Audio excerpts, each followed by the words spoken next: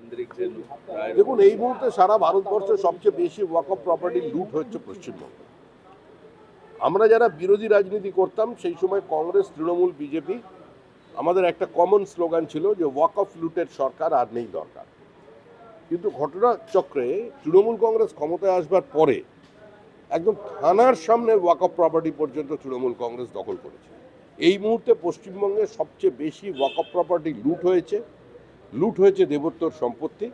আমরা আমাদের দলের পক্ষ থেকে অচিরেই আমরা শুধু ওয়াকফ প্রপার্টি নয়, সেটা নিয়ে আমরা যেমন শ্বেতপত্র প্রকাশ করব, একই সঙ্গে দেবোত্তর সম্পত্তির ওপরে যেভাবে তৃণমূল কংগ্রেস কবজা করছে আজকে সেটা নিয়েও বর্ধমান সহ বিভিন্ন জেলায় আমাদের কর্মীরা কাজ করে চলেছেন।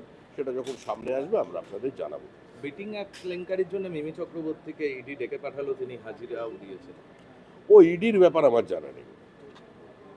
ইডি সিবিআই তো কেস প্যারেট নয়, এটা পশ্চিমবঙ্গের সিআইডি কিংবা পুলিশ নয় যে নেতারা সব জানতে পারবে, পার্টির কর্মীও জেনে যাবে কি হবে।